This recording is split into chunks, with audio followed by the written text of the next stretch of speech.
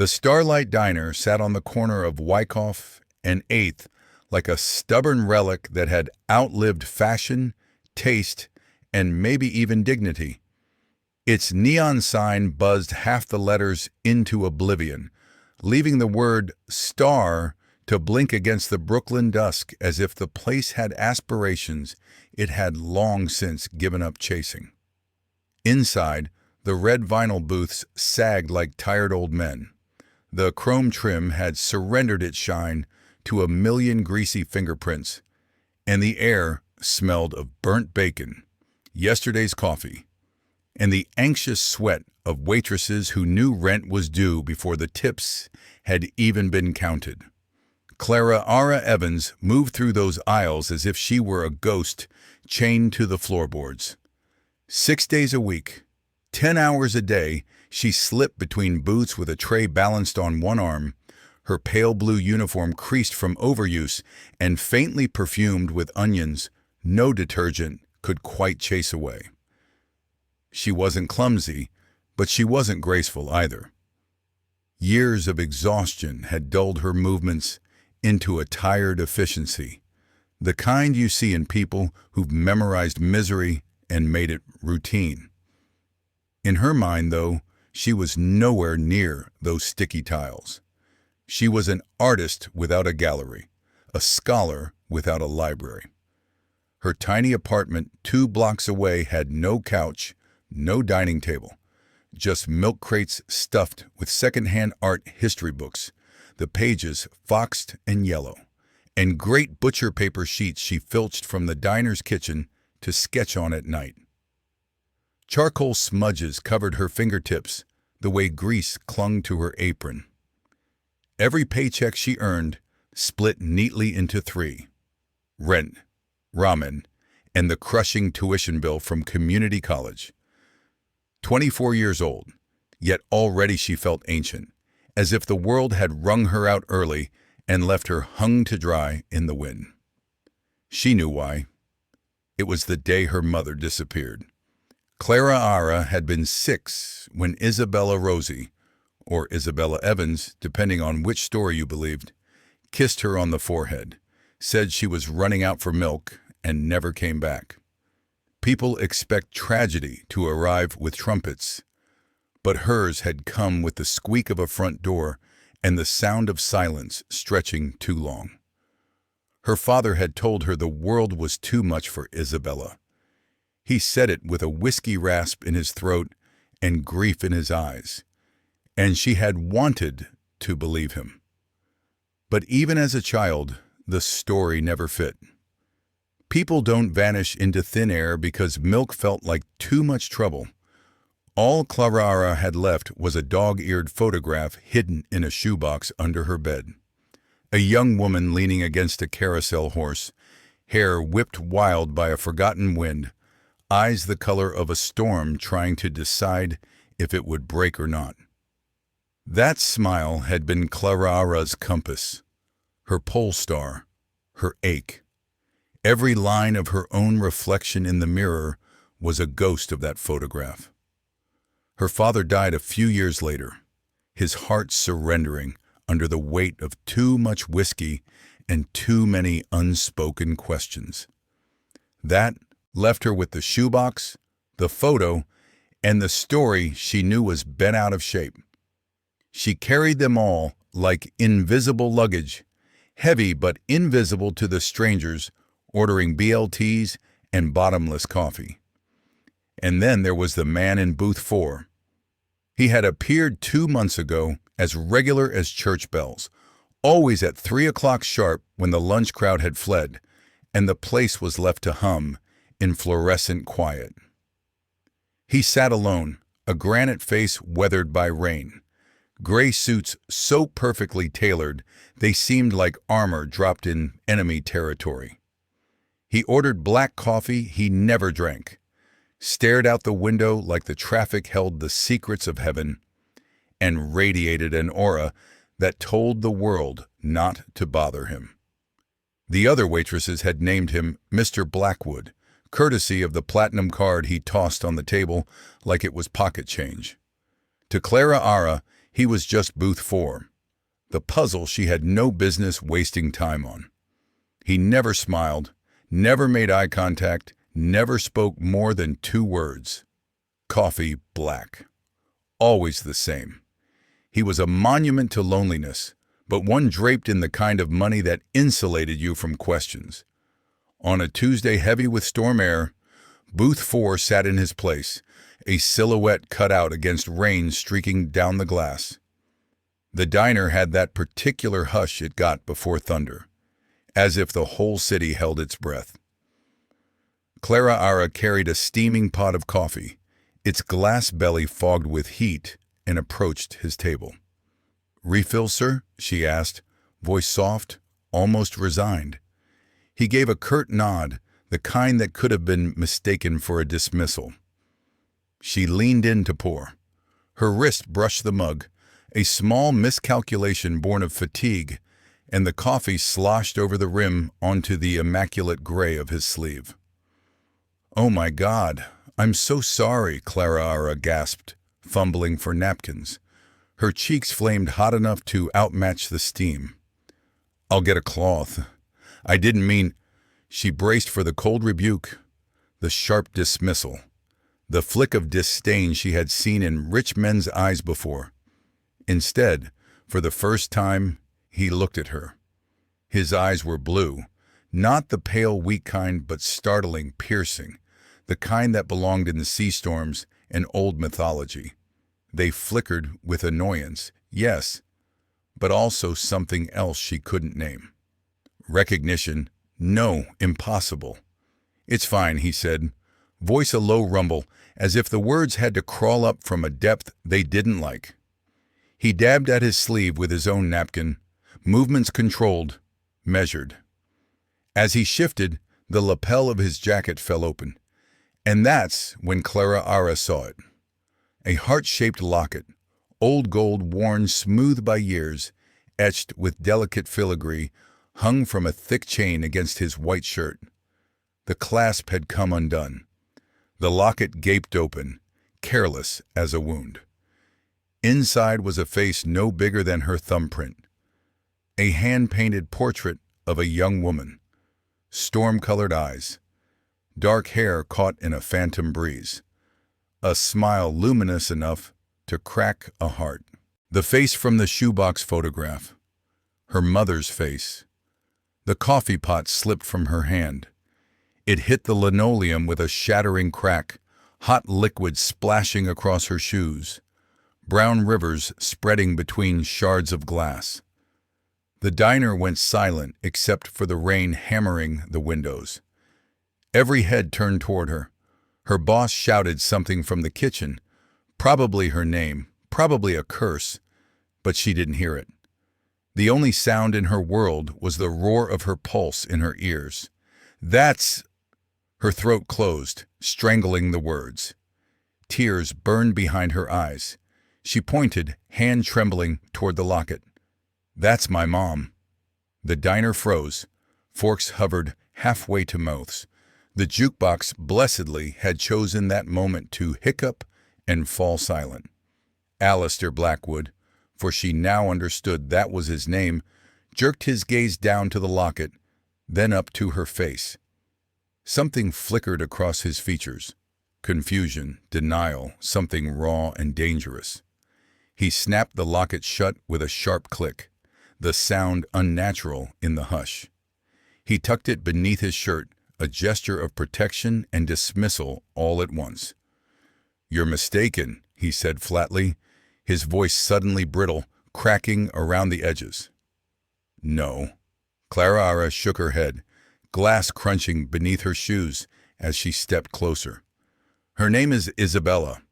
I have a picture, the same picture. That's her." The name hit him like a blow. His jaw tightened, and for a split second, pain cut through his mask before he slammed the door shut again. He rose from the booth, towering, casting a shadow over her that felt colder than the storm outside. He pulled a wallet from his pocket, peeled off a thick wad of bills, and dropped it on the table. Enough to cover the coffee, the broken pot, the week's rent for half the diner staff. "Clean this up," he ordered toward the kitchen, but his eyes never left Clara Ara. They were blazing with wounded fury, a warning. Then he turned and strode out. The little bell above the door jangled furiously, then was swallowed by rain. Clara Ara stood frozen, her chest heaving, her mind refusing to catch up with what her eyes had just seen. The wad of bills, the broken glass, the stares of strangers, all faded into background noise. All that remained sharp and real was the impossible truth, her mother's face hanging from the neck of a man she had never met.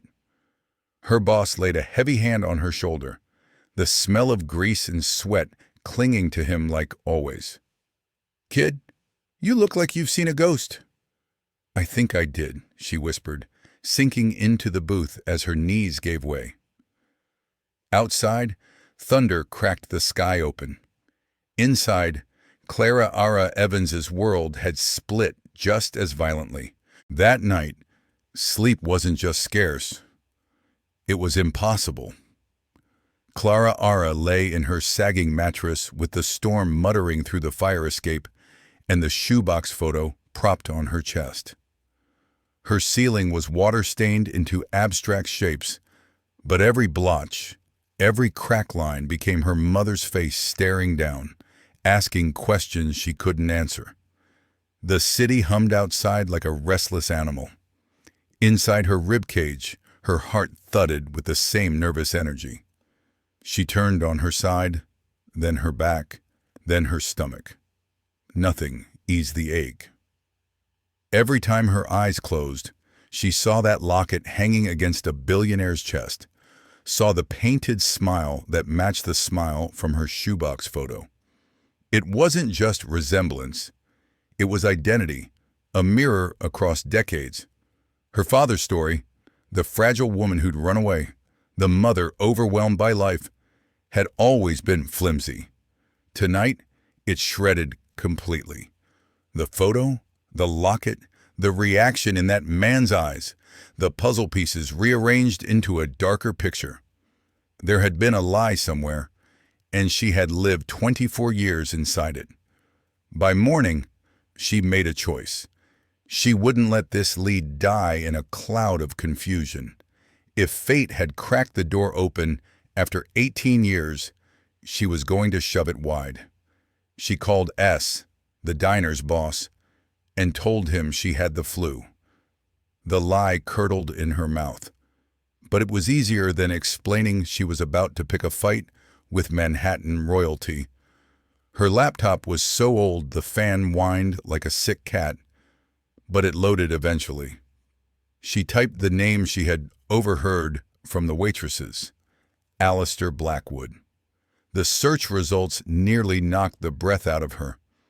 This wasn't just some wealthy customer with a taste for overpriced suits. This was the man who owned half the Manhattan skyline, CEO of Blackwood Holdings, a real estate empire fattened tenfold under his rule. Magazine covers showed his unsmiling face. Wall Street Journal articles called him ruthless, visionary, merciless. His name was tied to towers of steel and glass, hotels that gleamed like palaces, and neighborhoods reshaped by his signature. He was widowed, the profiles said. His wife, Catherine, a society beauty, had died in a boating accident 5 years ago. There were no children. And nowhere, not once, did the name Isabella appear. No Isabella Evans, no Isabella Rossi. His public life was a fortress, scrubbed clean of ghosts. She scrolled through photo after photo. Galas, ribbon cuttings, politicians shaking his hand like they were afraid of breaking it.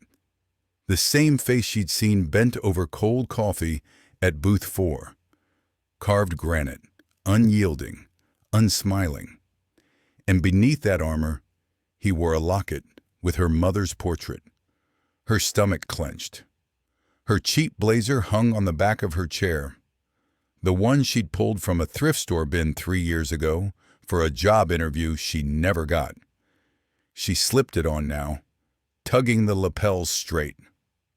She gathered, her hair into a bun so severe it tugged at her scalp, hoping it made her look more like a secretary than a waitress. The photograph from the shoebox slid into her purse. She looked in her cracked bathroom mirror and almost didn't recognize herself. The girl reflected back wore her mother's storm-colored eyes. Yes, but for once those eyes burned not with sorrow, but with fire. By noon, she was standing in the shadow of Blackwood Tower. The building was less an office than a declaration of war. It rose out of Midtown like a glass and steel finger jabbed at the heavens, its surface polished so bright the clouds seemed to kneel around it. The lobby was a cavern 3 stories tall, all marble and bronze, cold air that smelled of lemon cleaner and money. A twisted bronze sculpture hunched in the center like a modern god, and everything around it, footsteps, voices, the muted hum of air vents, was softened to reverence. Clarara's thrift store blazer felt like a bad joke here. The receptionist behind the granite slab of a desk looked like she had walked straight off a runway, her face frozen into a mask of bored disdain. "Can I help you?" she asked, voice crisp as if she'd rehearsed it. "Yes."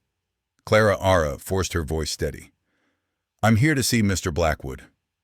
The receptionist raised one perfect eyebrow. "Do you have an appointment?" "No, but it's personal, urgent. Mr. Blackwood doesn't take unscheduled appointments." The woman's lips curled faintly, the smile people reserve for hopeless cases. "You can leave a message with his executive assistant." "You don't understand." Clara leaned in, heat rushing to her cheeks. "Just tell him it's Clara Evans, from the Starlight Diner." Now the receptionist actually laughed, a small dry sound quickly smothered. "I'm sorry. That's not possible." She glanced back at her console, already dismissing her like yesterday's headline. Frustration rose in Clarara's chest like steam. After 18 years of silence, after last night's impossible revelation, she wasn't going to be waved off by a manicure and a cold smile. "Please," she insisted, her voice lifting above the lobby's hush, "just give him my name. He'll want to see me." Her plea carried too far. A security guard peeled himself from the marble wall, a broad man in a sharp suit, earpiece glinting. He moved with the deliberate steps of someone trained to treat desperate women like threats. Clarara's stomach dropped. She had already lost. She was about to be dragged out of the fortress like a trespasser. And then, salvation disguised as another suit. A man emerged from the corridor behind the desk. Younger than Blackwood, perhaps mid-30s, sharp features and eyes that assessed her like a ledger. His suit fit like it had been sewn on him. The receptionist's relief was immediate. "Mr. Thorne," she said quickly, "this woman is demanding to see Mr. Blackwood." Marcus Thorne. She knew the name now from the articles. Alistair Blackwood's chief of staff, his gatekeeper, the man who decided who reached the throne and who didn't. Thorne's gaze rested on her blazer, her trembling jaw, her eyes that refused to look away. He didn't sneer. He didn't soften either. He simply evaluated. "I am Marcus Thorne, Mr. Blackwood's assistant," he said smoothly. "Perhaps I can help you." "I need to speak with him," Clara said, standing her ground though her knees shook. "It's about a locket, about a woman named Isabella." For the first time, something shifted in his face. Barely, the faint tightening of skin around the eyes. But it was enough. He knew the name. "I'm afraid Mr. Blackwood is in meetings all day," Thorne said. His voice carried the finality of a verdict. If you leave your contact information, I will ensure he receives it. It was a polite brush-off, polished to perfection, the kind of dismissal that ended conversations for good. Clara felt despair rising, thick and heavy. She had been foolish to think she could march into this palace and demand truth. To them, she was a nuisance, a thread to be snipped. But she had one card left. She pulled the faded photograph from her purse, her hand trembling. She slid it across the desk toward him. "Show him this," she said. Her voice quavered, but her resolve didn't. "If he still won't see me after that, I'll leave. And you'll never hear from me again." Thorne looked down at the photograph. The girl with storm-colored eyes laughing against a carousel horse. His gaze lingered just a second too long. Then, carefully, he picked it up between two fingers, as if it were evidence that might burn him. "Wait here," he said at last. His tone gave nothing away. He disappeared down the corridor, the photograph in hand. The lobby seemed to stretch wider and colder around her. The receptionist busied herself with her console, but her eyes flicked up now and then, with the morbid curiosity of someone watching a wreck unfold. The security guard lingered close, arms folded, hawk eyes on her every twitch. Minutes dragged. Her heart battered her ribs until she felt bruised inside. When Thorne returned, his face was unreadable. "Mr. Blackwood will see you," he said. "Follow me." Clara's throat went dry. The fortress door had cracked open. The private elevator carried her upward in silence. Its walls mirrored, so she was forced to face herself. A waitress in a thrift store blazer, eyes stormy with defiance, standing on her own in the belly of a tower that smelled faintly of ozone and fresh-cut money. Marcus Thorne stood beside her, impassive, as carved stone, his gaze fixed ahead. The only sound was the soft whoosh as they ascended floor after floor. When the doors sighed open, she stepped into a space so vast it might as well have been suspended above the city. Alistair Blackwood's office was 3 walls of glass, a skybox from which Manhattan stretched endlessly, steel and smoke and dreams stacked into skyline. The 4th wall was all books, thick leather spines in regimented rows, the kind of library built less to read than to remind people you had the luxury of owning them. A desk of dark polished wood anchored the center, sleek, spare, intimidating. Alistair stood by the window, his back to her, a figure carved from tailored gray. He didn't turn at the sound of her steps. His reflection in the glass seemed larger than life, a man who owned a kingdom and knew it. "Thorne," he said, without looking, "leave us." The assistant gave Clara a brief, unreadable glance and withdrew. The elevator doors closed behind him with a hush that felt like the clang of a lock. Clara's throat went desert dry. She stood awkwardly in the middle of that office, surrounded by a view that made her thrift store shoes feel like intruders. Finally, he turned. His eyes were colder than she'd seen them at the diner, sharp as glass shards. In his hand he held the locket, now shut, the gold gleaming in the muted light. "You have 5 minutes," he said. His voice was low, clipped. "Explain why you forced your way into my office with this absurd claim. Then you'll leave and you won't repeat it again. Not here, not anywhere." The air between them was thick enough to choke. Clara felt fear rattle in her bones, but stubbornness steadied her. If she'd come this far only to retreat, she'd never forgive herself. "It isn't absurd," she said, her voice shaking at first, then hardening. "The woman in that locket is my mother, Isabella Evans. She disappeared when I was 6. Yesterday, I saw her face hanging from your neck. You have to tell me how you knew her." For a moment, his face didn't move. Then, slowly, he walked from the window to the desk, his steps deliberate, controlled. He set the locket down on the polished wood with a small final click, like a judge dropping a gavel. He didn't look at her. He looked somewhere past her, into a corner only he could see.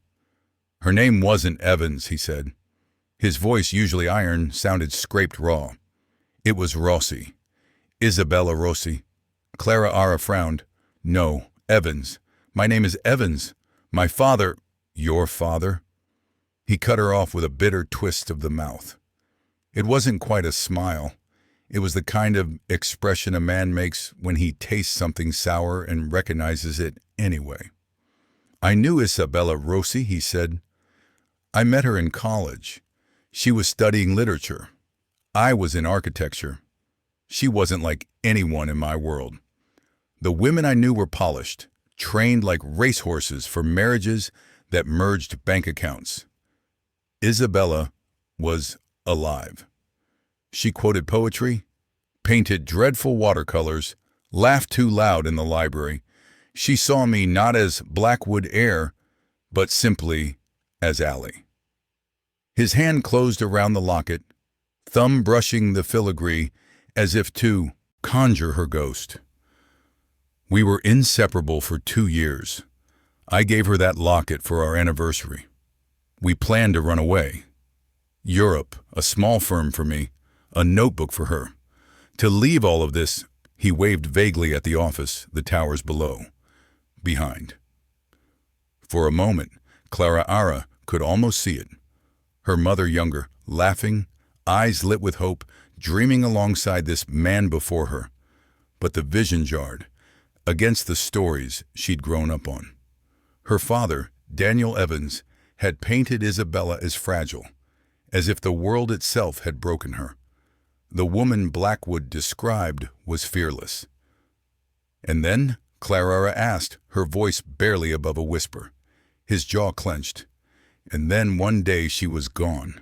No note, no call. Her dorm room emptied overnight.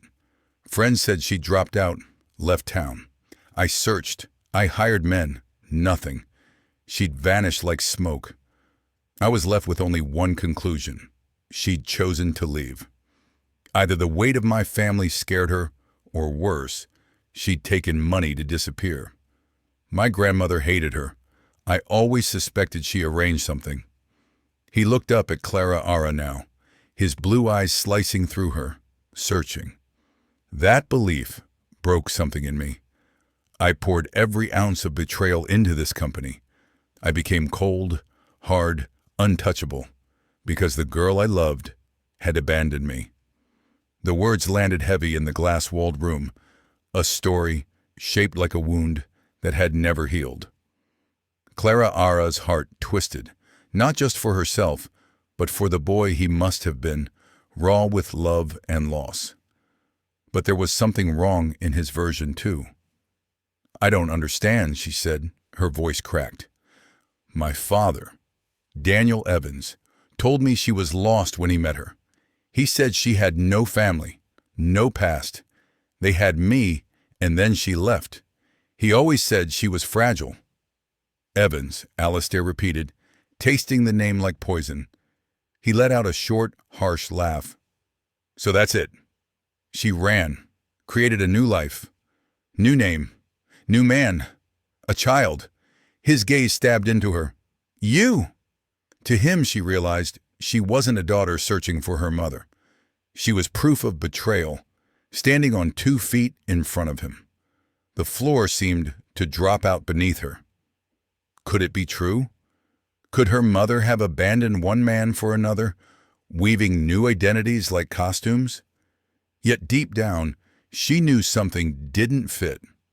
The Isabella Alistair described, vibrant, bold, and the Isabella her father described, fragile, broken. Neither sounded like a woman who would vanish from her 6-year-old without a trace. "No," Clara Ara said, shaking her head. fire sparking in her chest. That can't be the whole story. She wouldn't have left me. I know she wouldn't. He barked a humorless laugh. You believe that? Because you need to. I used to believe too. Your presence here is proof I was a fool. He turned away, presenting his back in dismissal. Now you have your answer, he said. My story with Isabella Rossi ended 25 years ago. It has nothing to do with you. Thorne will see you out.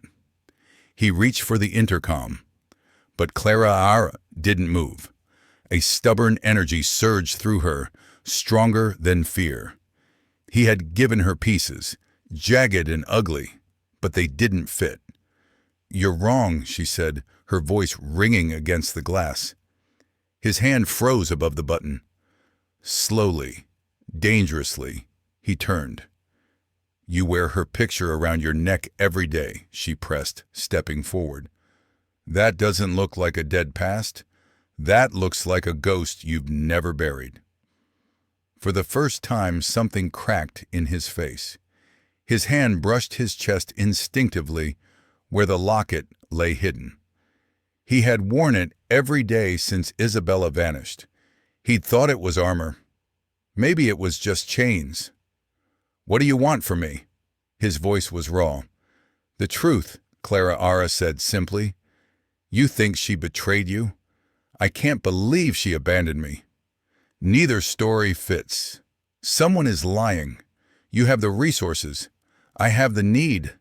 Help me find out what really happened. Silence filled the office. The city glittered beyond the glass, oblivious. Alistair sank slowly into his leather chair, his face carved with exhaustion. He looked at her jaw set in defiance, at her thrift store blazer, at the eyes that were Isabella's eyes. Looking at her was like looking at a ghost that demanded justice. He pressed the intercom button at last. His voice was heavy. Thorne, cancel my afternoon.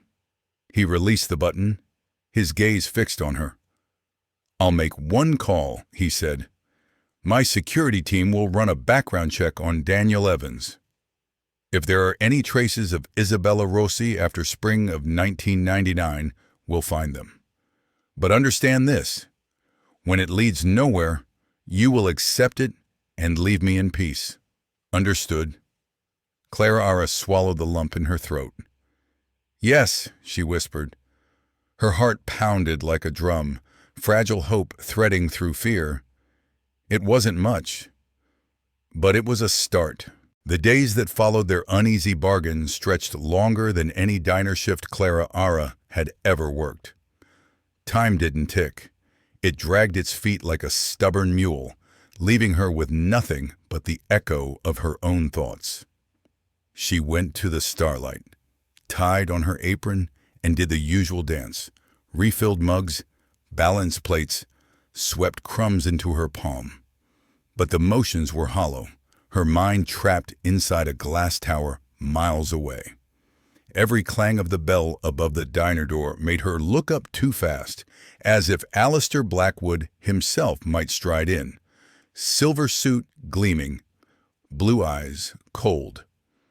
Of course he never did. He belonged to a world where chandeliers were dusted weekly and people walked on marble floors without ever worrying about rent. Still, his ghost hovered around her, sitting heavy in her chest. S noticed something was off. He was no detective. His instincts were honed on broken toasters and late suppliers. But even he could tell his waitress wasn't herself. He gave her shoulder a gruff squeeze one night, the smell of fryer grease clinging to him like second skin. Whatever's chewing at you, kid, spit it out before it eats you whole. She only shook her head. How could she explain she just barged into the office of a man who owned half the city and accused him of knowing her missing mother? Even she wouldn't have believed it if she hadn't lived it. At night she lay awake, the hum of the radiator rattling her small room. She held her shoebox photograph under the lamp, tracing the lines of Isabella's smile with a fingertip, memorizing again the eyes she saw in her own mirror. Now that face had been hanging around Blackwood's neck. She couldn't decide if the discovery had healed something in her or ripped her apart further. On the third morning, her phone buzzed against the chipped nightstand. Caller ID blocked. Her breath caught. She swiped. "Evans," said the low voice on the other end. Not a question. A statement, heavy as stone. "Be at my office in an hour." Then the line went dead. She stared at the phone. He hadn't said his name. He hadn't needed to. The lobby of Blackwood Tower swallowed her again. Its air smelled of money and lemon cleaner, the marble gleaming so bright it mocked the scuff on her thrift store shoes. The receptionist, Jessica, barely flicked her gaze upward. This time, Marcus Thorne appeared within minutes. He didn't waste words. "Follow me." The ride up the private elevator felt shorter, though her heartbeat stretched it into eternity. When the doors opened, he didn't lead her to the main office with its panoramic view. Instead, he steered her into a smaller conference room, its walls muted cream, its centerpiece, a long glass table now littered with files and printouts. Alistair stood at the head. His tie was loosened, jacket missing, sleeves rolled just enough to reveal veins like cables. If at the diner he had looked like granite carved by rain, today he looked carved by sleepless nights. Shadows hung under his eyes, and the locket was absent from view, tucked deep beneath his shirt. "We found things," he said, without preamble. His voice was stripped of its courtroom polish, left bare and grim. Clara Ara's pulse tripped over itself. She slid into the nearest chair, her fingers tightening on the edge of the table as if bracing for an earthquake. Alistair pushed a folder toward her. Bank statements, pages dense with numbers. His finger landed on a line dated April 1999. $250,000, he said. Transferred from an account belonging to Eleanor Blackwood, my grandmother, to a shell company. 2 days after Isabella disappeared. The number swam in front of Clara Ara's eyes. That amount, back then, was more than her father would have earned in a lifetime. Her mouth felt dry. So she took money? Alistair's jaw flexed. That's what I believed. For years, that she'd been bought off. His eyes flicked away, as though the thought itself scorched him. Marcus Thorne, silent until now, placed another document atop the stack. A hospital admission form from a private clinic in Connecticut. Date, April 1999. Patient, Jane Doe. Description, female mid-20s matching Isabella's features. Emergency contact, Eleanor Blackwood. She was admitted under a false name, Marcus said, voice flat as stone. Exhaustion, monitoring. Discharged after 2 weeks. We've cross-referenced dates. The money transfer aligns precisely with her stay. The world tilted. Clara Ara gripped the chair tighter, the leather digging into her palms. She was in a hospital, she whispered. Not running away? Alistair's eyes narrowed, storm clouds forming in their depths. A hospital known for discretion. A place wealthy families used to handle delicate problems. My grandmother must have put her there. He dragged a hand down his face, leaving his expression raw. I thought Eleanor's disapproval was snobbery. I didn't imagine this. He shoved another file across the glass, almost violently. Inside lay a sworn affidavit. One of Thorne's men found a nurse who worked there. Retired now. She remembered Isabella. His voice cracked around the name. She remembered her crying, saying she had to get back to the man she loved. Clara Ara's chest ached. She skimmed the page, words blurring. 6 weeks pregnant. Her hand flew to her mouth. Pregnant, she choked out. The silence that followed was cavernous. Alistair's face turned to stone, pale and stricken. His mind was racing. She could see it in the flicker of his gaze, the tightening of his jaw. He was doing the math. The dates, the months, the years. His throat worked as though he were swallowing shards. Finally, his eyes lifted to hers.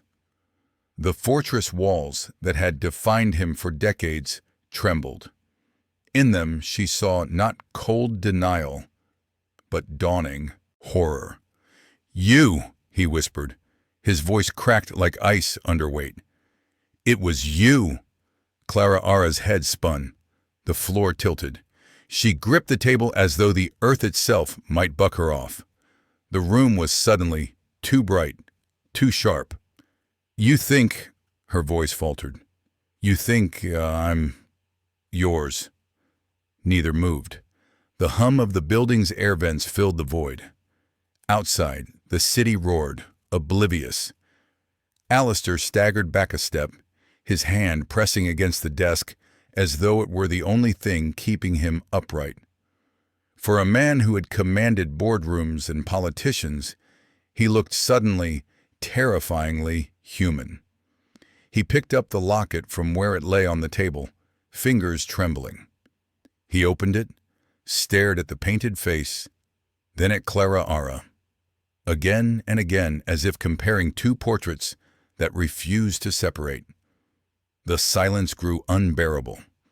Finally, Clara Ara pushed words past the lump in her throat. "If she was pregnant when she disappeared, and if she loved you," she drew a shaky breath, "then she didn't abandon either of us. Someone made her disappear." Her words settled like dust, and in their settling, shifted everything.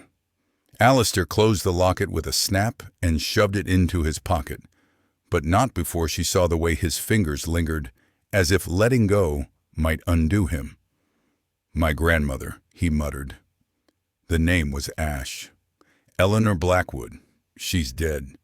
But her sister, Genevieve, still lives. She'll know." His gaze cut to Marcus. "Get the car." Marcus nodded, efficient as ever, though for once even his mask betrayed a flicker of unease. Clara Ara sat frozen, her heart racing, her mind screaming. She had walked into this tower for answers. What she found was a man unraveling, a past resurrecting, and a possibility so enormous it made her stomach pitch. Daughter. The word whispered at the edges of her mind, fragile as glass, dangerous as fire. She wasn't sure which terrified her more, that it might not be true, or that it was. The Maybach purred like a caged predator as it pulled away from Blackwood Tower. Manhattan's towers blurred into streaks of glass and rain. Clara Ara sat stiff in the back seat, her hands knotted in her lap. The leather smelled faintly of cedar and polish, too rich for her lungs, and every passing streetlight cast her reflection in the window like a ghost chasing her own car. Alistair sat across from her, not beside. His body angled toward the darkened glass, shoulders taut, jaw a line of fury and grief. He hadn't spoken since ordering the car. Not a single syllable. His silence wasn't empty, though. It thrummed, heavy as thunder before a storm. Between them, the locket dangled from his hand, gold flashing faintly with each turn of the wheel. He opened and closed it compulsively, like a gambler flipping a coin he both hated and needed. Every snap of the clasp was a metronome, each click hammering Clara's ribs like a drumbeat. She wanted to ask 100 questions. "Do you really think I'm yours? Did you love her? Did she love you enough to carry me through hell?" But her throat locked. The man in front of her was a titan cracked open, and the rawness spilling out made words feel like trespassing. The city bled into the river. Bridges stretched across the Hudson like skeletal arms. Beyond, the countryside unfolded, rolling hills wrapped in mist, trees bending under early spring rain. It felt like leaving one world for another, as though the answers they sought lived in the folds of shadow and ivy ahead. At last, headlights cut across wrought iron gates. They creaked open at the guard's signal, revealing a mansion that looked more tomb than home. Stone walls, ivy like black veins, windows that reflected no light. The Blackwood estate loomed on its hill like it had been waiting all along for this moment, a monument to secrets carved into every stone. The car rolled to a halt on the gravel drive. The sound of the rain softened, hushed by the immensity of the place. A butler in a black coat opened the door, bowing slightly, his expression unreadable. Clara Ara stepped out. Her thrift store shoes crunched against gravel, absurd in a world where every blade of grass seemed manicured by money and fear. Inside, the mansion smelled of cedar smoke and age, like a cathedral abandoned but still sanctified. The halls were lined with oil portraits, grim men with mutton chops, elegant women with pearls, eyes that followed. Every frame whispered legacy, power, cruelty. Clara Ara shivered. They found Genevieve Blackwood in the solarium, where the glass panes trembled under the weight of wind. She sat cocooned in cashmere blankets, a porcelain teacup in her hand. Though it trembled so badly, the spoon clinked with every breath. Her hair was a white crown, her face wrinkled parchment, yet her eyes, sharp, assessing, were the eyes of someone who had spent 90-plus years cataloging weaknesses. "Alistair," she rasped, her voice like dry leaves, "you never visit." Alistair stepped forward, towering but stripped of his armor. His voice was gravel. "Genevieve, I need the truth. About Isabella Rossi. About what Eleanor did." The old woman's gaze flicked to Clara Ara. She studied her face the way a jeweler studies a stone, not with warmth, but with recognition. Something like a smile ghosted her lips. My, the resemblance, uncanny. Clara Ara's pulse quickened. She wanted to demand answers herself, but her throat had turned to stone. Alistair didn't wait. "I know about the clinic, the money transfer, the nurse. She was pregnant. My grandmother—" His voice cracked. "What did she do?" Genevieve set the teacup down. Her hands, veined and delicate, folded in her lap. For a long moment, she said nothing, only watched the rain trail down the glass. Then softly, like an ancient confession, "Eleanor did what she always did. She protected the Blackwood name." Even from love, Alistair's fists curled. "Tell me everything." And she did. In a voice brittle but steady, Genevieve painted the ugliness of the past. Eleanor had intercepted a letter, Isabella's letter, brimming with joy, announcing her pregnancy. To Eleanor, it wasn't joy. It was contamination. A scholarship girl from Queens daring to carry the heir's child. She acted swiftly, Genevieve murmured, eyes dull with memory. Isabella was taken to the clinic, given no real choice at all. Disappear, raise the child elsewhere, never contact you, or lose the child entirely. Clara Ara's stomach twisted. Her hands trembled in her lap. She saw her mother in that cold white room, clutching her belly, whispering poetry to herself to stay sane. "She chose the child," Genevieve said simply. "She chose you." Eleanor provided money, a new identity. She arranged for a widower, Daniel Evans, to play the husband, paid him to keep her hidden. Clara Ara's heart lurched. The man she'd called father. Not a lie, but a role bought and paid for. The whiskey-soaked nights, the half-truths about fragility, all part of the mask Eleanor had forced onto her mother's life. Alistair's voice was a blade. And when the money ran out, Genevieve's sigh was long, ancient. Evans grew greedy, demanded more. Eleanor refused. He turned violent.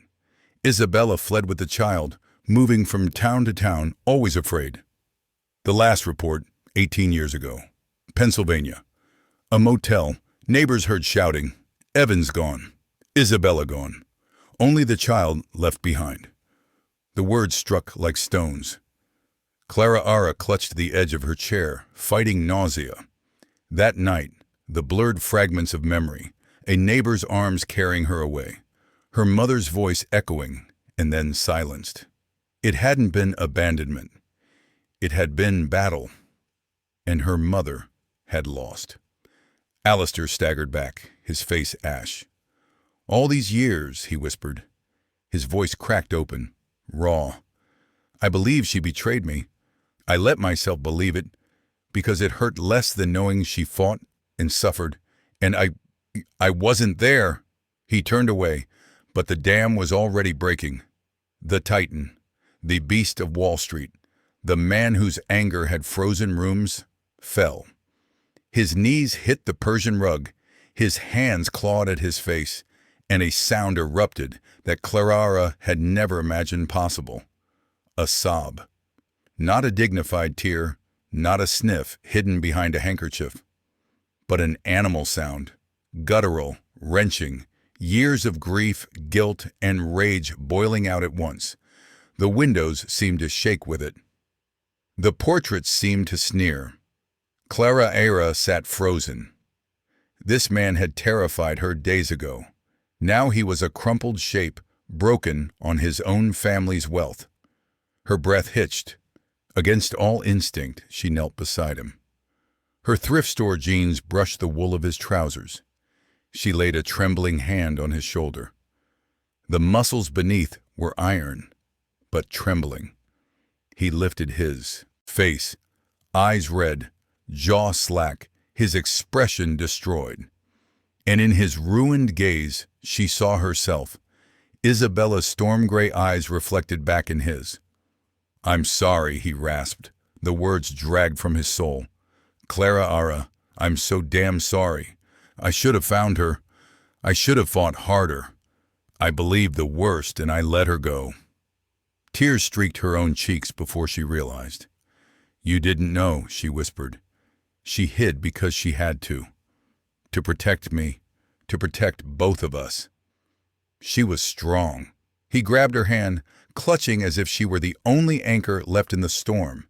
His grip hurt, but she didn't pull away. In that cold, haunted solarium, two strangers knelt together. A father and daughter bound not by years of love, but by shared loss. It wasn't reconciliation. It wasn't healing. It was survival. And maybe the fragile beginning of something more. The mansion's solarium still echoed, with Alistair Blackwood's weeping when the storm outside broke. Lightning flashing pale against the glass. Clara Ara's hand stayed clasped in his, her knuckles white from his grip, her knees pressed into the Persian rug that smelled faintly of dust and old roses. When at last the sobs subsided into ragged breaths, he pushed himself upright, every movement stiff with the humiliation of exposure. He wasn't the Blackwood beast here, just a man hollowed by regret. He wiped his face with the heel of his palm, not bothering to disguise the redness in his eyes. "We finished this," he muttered, more to himself than to her. His voice trembled with fury. "No more shadows, no more lies." The next 48 hours unfolded in a blur of relentless motion. Alistair called in every favor he had, mobilizing investigators, lawyers, and men who operated in that gray space between legality and necessity. Names surfaced, old police reports reopened, surveillance notes exhumed from the family archives like skeletons pulled from shallow graves. At the center of it all was Daniel Evans, Clara Ara's father. the man who had raised her with whiskey-laced sorrow and fragments of half-truth. They found him in Nevada, living under an alias in a sagging clapboard house on the edge of a forgotten town. He was gray, gaunt, his lungs rattling from years of chain smoking. When Alistair's men confronted him, he didn't deny it. The lie he had lived under collapsed with barely a fight. Clara Ara was there when they brought the taped confession to Blackwood Tower. She sat in Alistair's office, the locket heavy in her palm as Daniel Evans' rasp filled the speakers. She wouldn't take the money, the old man wheezed, voice soaked with bitterness. Said she wouldn't sell her story. Wouldn't sell the girl. I lost my temper. She hit the floor, head first. I panicked, buried her out in the woods behind that motel, took what was left of the cash and ran. The words knocked the air from Clara's lungs. Her hands shook, so badly the locket nearly slipped between her fingers. She wanted to scream, to strike out, to rip the voice from the recorder. Instead, she sat frozen, bile rising in her throat, tears blurring the office's glass and steel austerity. Across the desk, Alistair's face was carved from stone, but his knuckles whitened on the armrest of his chair, and his eyes blazed with something colder than rage, the absolute certainty of vengeance denied. Daniel Evans was dying already. The law would handle what remained. There would be no catharsis in retribution, only the bleakness of truth. Within a week, the authorities recovered Isabella Rossi's remains. The woods had kept her secret for nearly 2 decades, but the earth gave her back at last. DNA confirmed what their hearts already knew. The funeral was small. There were no reporters, no society columns, no grand Blackwood display. Just Alistair, rigid in a dark suit, and Clara in a simple black dress that smelled faintly of mothballs from a thrift store. They stood side by side on a hill overlooking the Hudson, the river glinting under a pale spring sun. The coffin was modest, polished oak. The stone, plain, Isabella Rossi, and death shall have no dominion.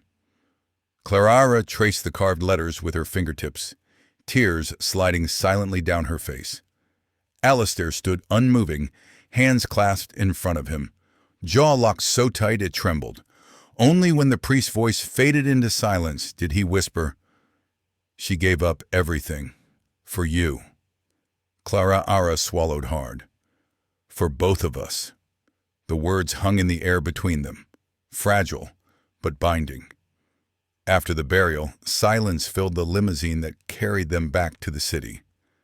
Clara pressed her forehead to the cool window, watching trees blur past. Grief pressed down heavy. But beneath it, for the first time in her life, she felt something else. Certainty. Her mother hadn't abandoned her. Her mother had fought. That certainty didn't erase the pain, but it transformed it into something she could carry without breaking. Life after the funeral was stranger than any fiction. Alistair insisted she move into his penthouse, a fortress of glass overlooking Central Park. The rooms were enormous, ceilings high enough to swallow echoes, art on the walls worth more than she could imagine. Clara's thrift store blazer hung like an intruder in the marble-floored closet. She resisted at first, uncomfortable with the luxury, the weight of obligation. But he was unyielding. "You're my daughter," he said simply, and there was no room for argument in his tone. The days that followed were awkward. Breakfasts eaten in stiff silence, dinners interrupted by endless phone calls from board members and investors. Alistair tried, in his clumsy way, to play father. He offered gifts, jewelry, designer clothes, a car she didn't know how to drive. She refused most of it, her pride bristling. What she wanted was time, conversation, something money couldn't. Package. At night she retreated into one of the empty rooms, spreading paper across the floor, sketching until her fingers were smudged black. The lines came fierce and jagged, faces screaming, hands reaching, a girl walking alone in the rain. Art became her release valve, the only language that made sense of the chaos. One evening, Alistair appeared in the doorway. He didn't speak at first, just watched the charcoal fly across her page. His voice, when it came, was uncharacteristically tentative. "You get that from her," he said. Clara Ara looked up, startled. "From Mom?" He nodded slowly. "She painted. Terribly, but with passion. She said art was the only way to make sense of a world that refused to." Clara Ara stared at him, the charcoal stick trembling in her fingers. It was the first time he'd spoken of Isabella not as a wound, but as a person, vivid and alive. Something shifted in her chest, painful but hopeful. The bond between them grew in fits and starts, fragile as glass. Some days Alistair remained distant, buried in work, his temper simmering when meetings soured. Other days he lingered in her art room, asking quiet questions about her sketches, telling her scraps of stories about Isabella. The way she laughed, the poems she loved, the songs she hummed when she thought no one listened. Piece by piece, Clara Ara began to rebuild her mother, not just from her own memories, but through his. And in doing so, she began to see Alistair not as the cold, merciless figure from the diner, but as a man gutted by loss, trying clumsily to be something he'd never had the chance to be, a father. Weeks passed. The headlines called Alistair ruthless, brilliant, unstoppable. Behind closed doors, Clara Ara saw the cracks. The quiet evenings when he nursed a glass of scotch and stared at the Locket for hours. The sudden silences when laughter threatened to rise. And then, one night, he made an offer that left her breathless. "My foundation has funds set aside," he said, standing awkwardly in the doorway of her makeshift studio. "Scholarships, endowments. We could send you anywhere. Columbia, Oxford, the Sorbonne, anywhere you want to study art history. Anywhere in the world." Clara Ara froze, charcoal slipping from her fingers. For years, art had been her private rebellion, her unreachable dream. To hear him offer it, not as a bribe, but as recognition, was more than she dared hope. "I'd like that," she whispered, a genuine smile breaking through her grief for the first time in weeks. He returned it, tentative, unfamiliar on his face. Then he reached beneath his shirt, pulled out the golden locket, and unclasped it. "This belongs to you now," he said, holding it out. His voice wavered with emotion. Clara Ara took it, the metal warm from his skin. She opened it and looked into Isabella's smiling eyes. For the first time, the sight didn't tear her open. It soothed. Her mother's story was no longer a gnawed absence. It was a legacy of love, sacrifice, and the fight to protect her child. Clara Ara closed the locket around her neck. She looked up at Alistair, who watched her with eyes still rimmed red from too many nights of grief, but steadier now. It wasn't a perfect beginning. They couldn't erase 18 stolen years. But it was a beginning nonetheless. A fragile alliance between the waitress and the billionaire, the daughter and the father, both scarred by the same woman's absence, both tethered now by her love. For the first time since she was 6 years old, Clara Ara Evans no longer felt like a girl abandoned. She felt like a daughter claimed. And Alistair Blackwood, titan of steel and stone, finally allowed himself to believe that even in his ruin, he hadn't lost everything. The city never sleeps, but it does toss and turn. From the balcony of Alistair Blackwood's penthouse, Clara Ara watched the skyline twitch and glitter like a restless animal. Neon spilled on glass. Horns bickered down on Fifth Avenue. Above it all, the stars fought to be noticed, dim and stubborn. She leaned on the cold railing, the locket heavy against her collarbone, and thought of her mother. The locket had become more than jewelry. It was a reminder, a compass, a weight both comforting and unbearable. Sometimes she found herself opening it in the middle of the day, staring at Isabella's painted face until her vision blurred. She wondered if her mother would recognize her now. A young woman, balanced between diner grease and marble floors, caught halfway between the life she had known and the life being thrust upon her. Inside, Alistair paced like a caged wolf. He wore shirt sleeves and a loosened tie, but nothing about him looked relaxed. He had spent the last hour on the phone, voice sharp enough to cut glass, barking orders that echoed through the penthouse's cavernous living room. Clara Ara caught phrases: board revolt, shares down 2 points, press sniffing blood. The empire was trembling. The man who owned half the skyline was suddenly a target, his rivals smelling weakness in the cracks opened by grief. Clara Ara knew little about stocks or hostile takeovers, but she could feel the tension pressing against the walls, humming in the floor like trapped electricity. When the call ended, Alistair dropped into a leather chair, shoulders sagging. For a moment he looked older than his years, a man frayed at the edges. Clara Ara hesitated, then stepped inside from the balcony. "You should eat something," she said, softly. His head lifted. For once his eyes weren't ice, just weary. "I don't have time." "You'll have less time if you collapse," she countered. It was a line her mother might have used, she thought, and the realization startled her. A ghost of a smile flickered at his mouth, gone before it settled. "You sound like her." The words dropped between them, heavy as lead. Clara Ara sat across from him, folding her hands to hide the way they trembled.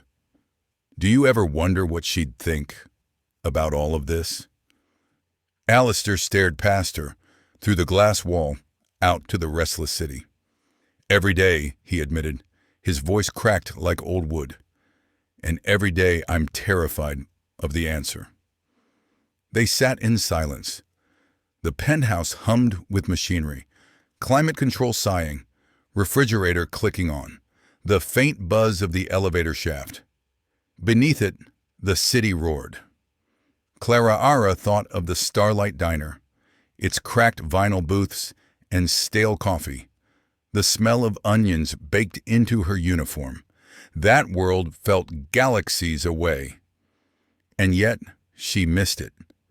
Missed the gruff kindness of her boss S, the rhythm of clattering plates, the anonymity of moving through a crowd that didn't care who she was. Here, in this palace of glass, everything felt magnified. Every silence was an accusation, every glance a negotiation. Being someone's daughter was heavier than any tray of dishes she had ever carried. She looked at Alistair again. He wasn't invincible. He wasn't even close. He was a man fumbling with regret, trying to make amends with gestures too large for the wounds they aimed to heal. He offered her Oxford when what she wanted was honesty. He offered her diamonds when what she needed was a father. Still, she saw him trying, and that mattered. The days that followed unfolded like a long corridor with no windows. Clara Ara wandered it, uncertainly, one hand brushing the wall, searching for doors that might or might not be there. Alistair filled the space with his presence.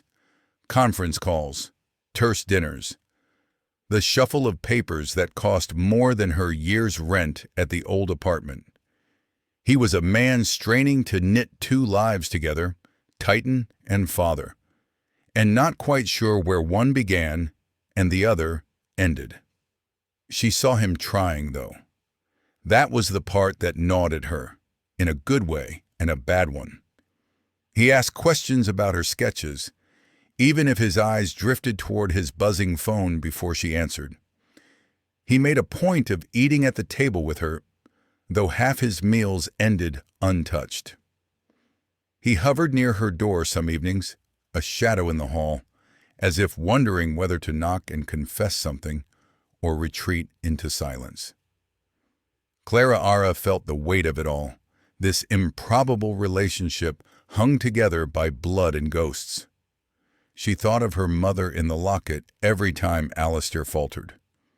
Isabella's smile whispered both comfort and challenge. Do not give up on him yet. The city outside roared with its usual self-importance. Sirens sliced the night. A street saxophone moaned from a distant corner. Steam hissed from grates like tired sighs. Clara Ara found herself slipping away from the penthouse in the evenings, returning to the sidewalks where she didn't matter. She'd walk past bodegas with buckets of flowers wilting under neon, past pizza shops smelling of burnt cheese and ambition, past couples holding hands like the world might snatch them apart if they loosened their grip. It grounded her, reminded her she wasn't just an heiress in hiding. She was still the girl from the Starlight Diner who smelled of onions and drew on butcher paper. One night, Alistair noticed her slipping back in close to midnight, hair damp with drizzle, sketchpad tucked under her arm. He was waiting in the dim living room, a half-finished glass of scotch on the table beside him. "You shouldn't be walking alone at this hour," he said, voice low but carrying an edge. "I've been walking alone my whole life," Clara replied, kicking off her shoes. "I'm fine." The silence that followed was brittle. He wanted to argue. She could see it, but the words stalled. Instead, he leaned back in the chair, rubbing his temples, like a man with too many debts, and not all of them financial. "Your mother used to walk too," he murmured. "Said the city told her stories. Said every lit window was a novel half written." His voice caught, a tiny fracture in stone. "I used to think it was nonsense. Now I'd give anything to walk with her again." Clara Ara sat across from him, the sketch pad still under her arm.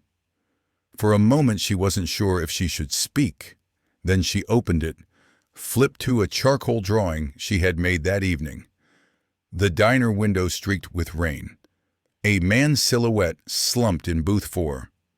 A waitress approaching with a coffee pot. Alistair studied it, his expression unreadable.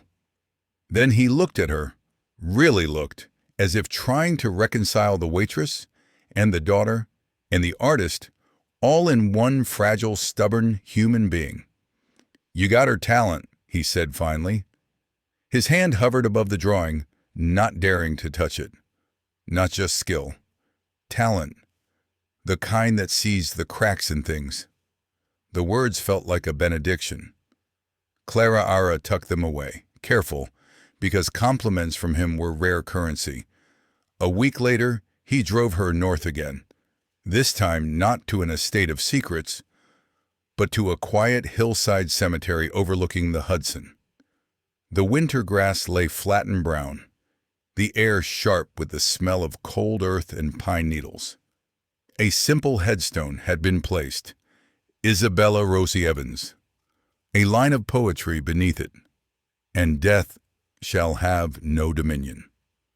They stood side by side as the wind fussed at their coats. Alistair had arranged everything, the stone, the service, the flowers. It was just the two of them, and a priest who said little more than the necessary words. Clara Ara knelt to brush her fingers over the engraving. For 18 years, her mother had been a question mark, an ache. Now she had a place to visit, a truth to hold. She whispered something, private, small, and let the wind carry it. When she stood again, Alistair's eyes were glassy, though no tears fell. He slipped a hand into his pocket, then out, holding the golden locket. "I wore it because I couldn't let her go," he said. His voice was husky, as if each word scraped its way out. "But it doesn't belong to me anymore. It belongs to you."